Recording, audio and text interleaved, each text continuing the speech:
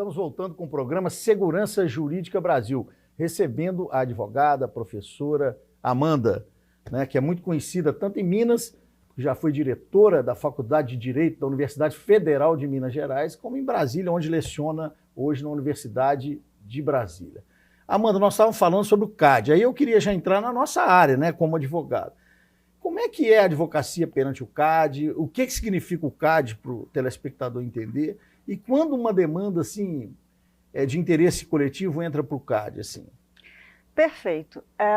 Na verdade, de fato, o CAD ainda não é bem conhecido, embora ele tenha uma atuação de excelência e assim reconhecida, premiada inclusive internacionalmente, mas ainda há um certo desconhecimento, muito provavelmente, inclusive entre advogados. Muito provavelmente porque as nossas escolas no Brasil não têm essa disciplina de direito antitruste, sabe? Assim, são minoritárias as escolas que têm.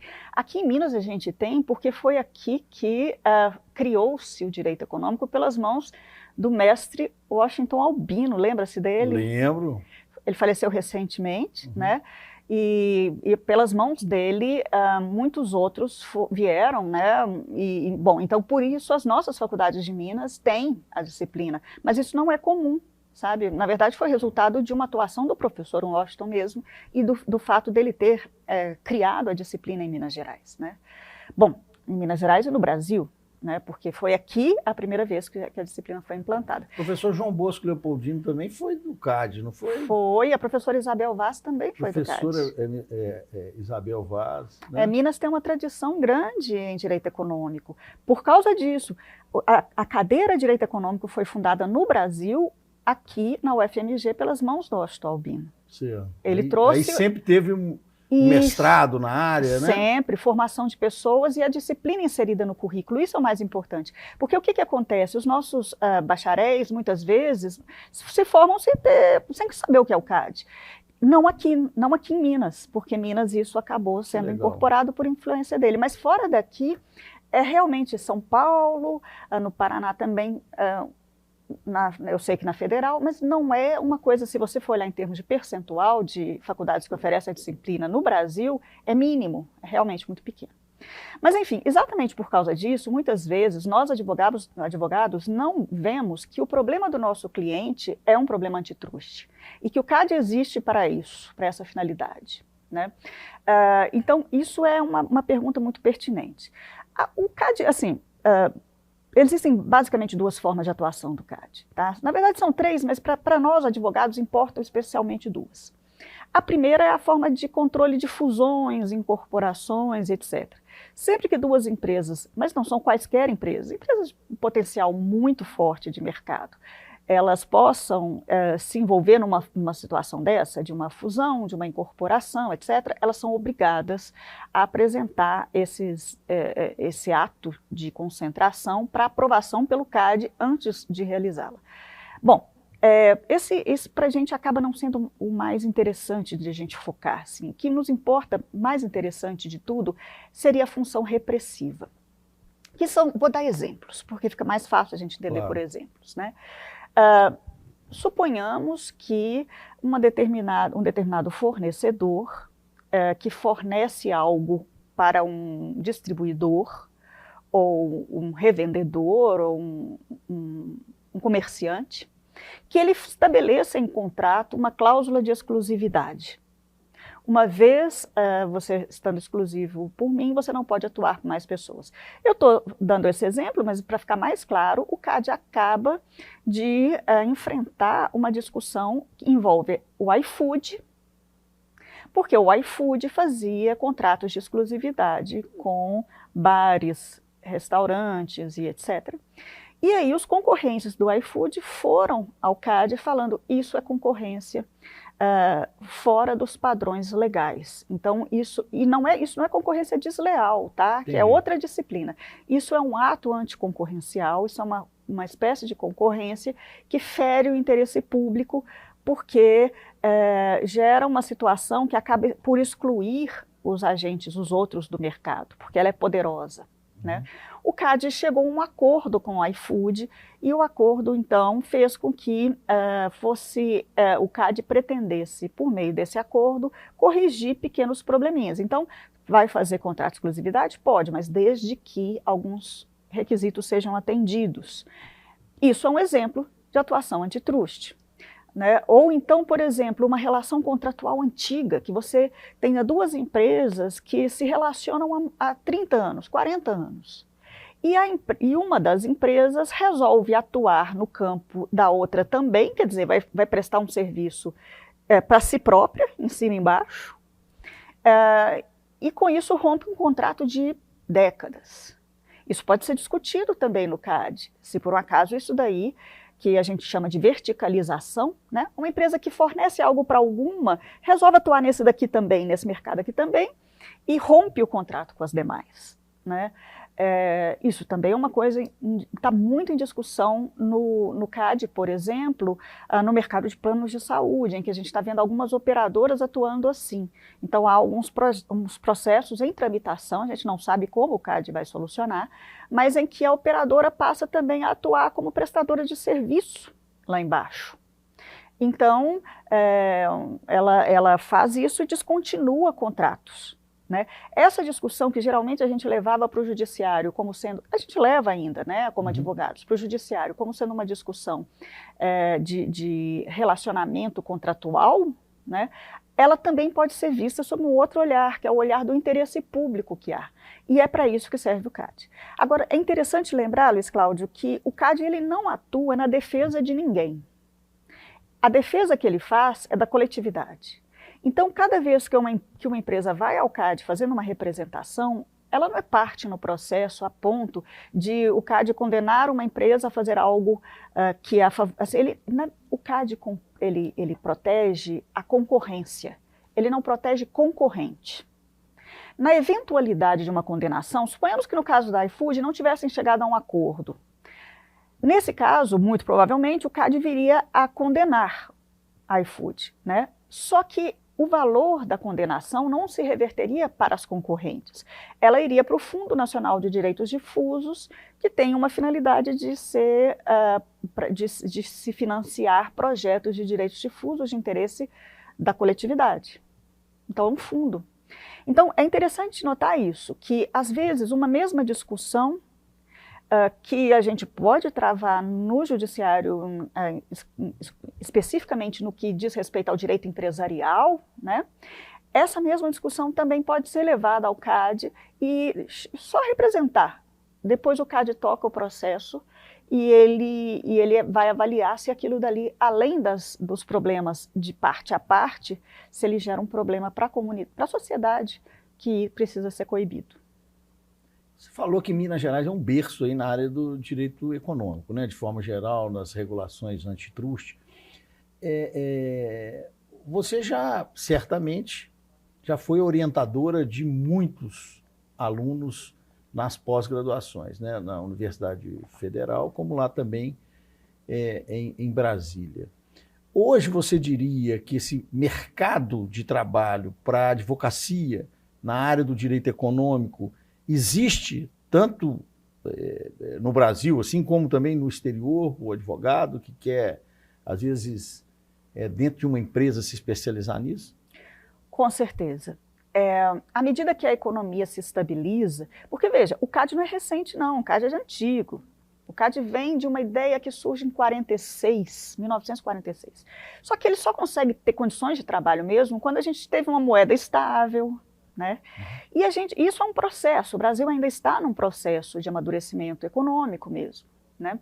Então, à medida que esse processo avança, a necessidade desse tipo essa demanda de trabalho aumenta, por óbvio, né?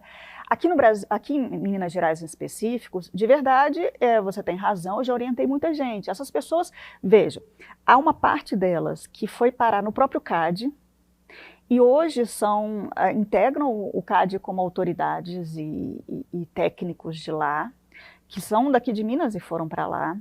A gente tem muitos advogados, que alguns estão aqui mesmo, outros estão em Brasília, outros estão em São Paulo, e advogados premiados, de renome, que passaram pelas cadeiras da UFMG. A gente tem também muito doutrinador que surgiu aqui de alguma maneira, as pessoas que estão publicando livros e que começaram a ser citados, né?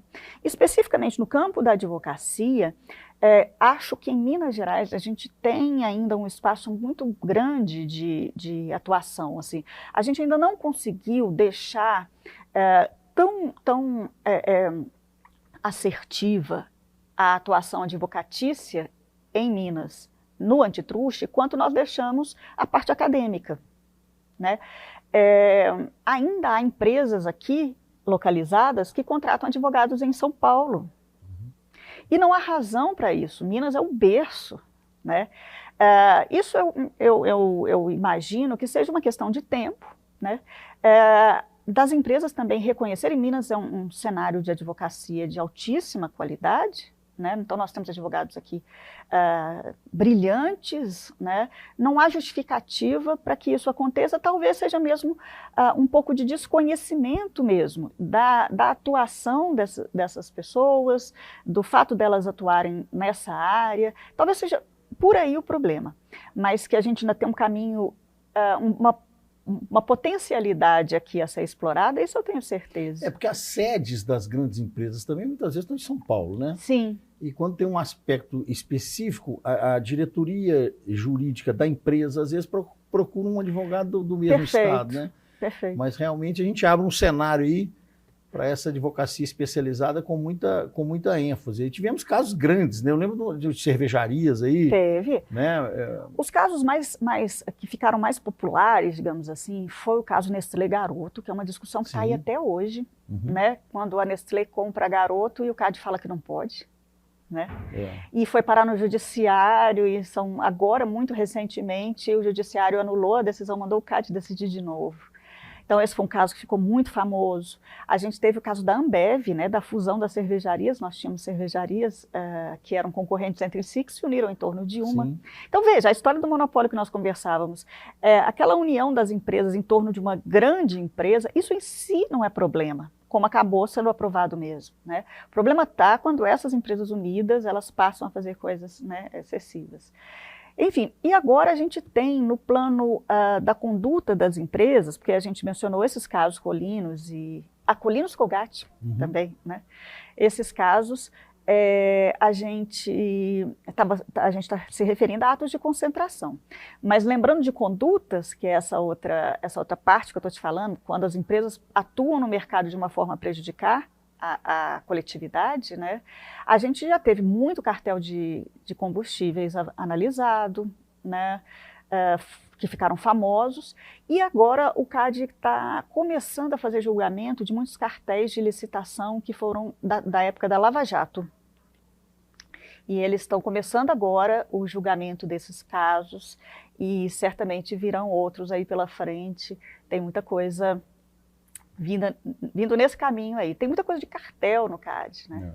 Uma pergunta derradeira agora, pois nosso não. programa. O programa chama Segurança Jurídica, né? Sim. Essa área você poderia dizer que tem uma segurança jurídica, ou como direito tributário, os advogados têm reclamado muito, né, da mutabilidade das interpretações jurídicas no Brasil, que levam a uma instabilidade. Na área do direito econômico, já que Minas é o berço aí dessa área, você acha que tem uma proteção jurídica com segurança jurídica? Então, eu vou te dar uma resposta muito objetiva. Há uns 2 ou 3 anos, o ministro Luiz Fux, em uma decisão proferida no Supremo, indicou que prioritariamente se deve deferência, o judiciário deve deferência às decisões do CAD.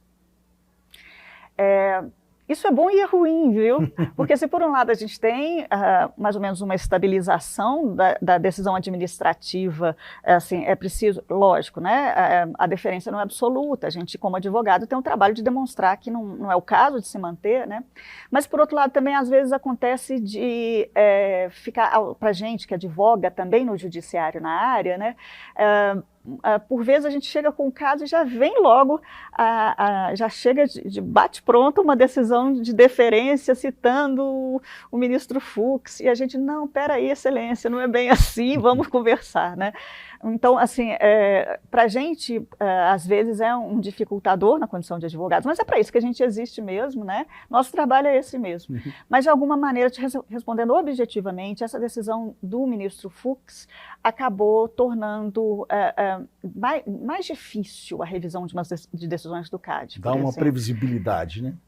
Por um lado, uma previsibilidade. Por outro lado, um esforço maior dos advogados de demonstrar que, de fato, aquele caso precisa de uma atenção especial.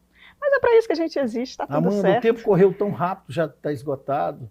Queria agradecer imensamente sua presença aqui com a gente, agradecer aos telespectadores pela audiência, né? E não poderia deixar de encerrar, mesmo a gente invadindo um pouco aqui o tempo do programa posterior, para perguntar para a Amanda quem é a Amanda, incentivando os jovens advogados aí e também os estudantes de direito. Fale rapidamente, Amanda, da sua trajetória jurídica incentivadora para essas novas advogadas, vamos dizer assim, porque eu gosto muito de trazer aqui no programa advogadas vencedoras, professoras, pelo empoderamento feminino na área, para mostrar que é possível, né, ocupar espaços importantes na área jurídica.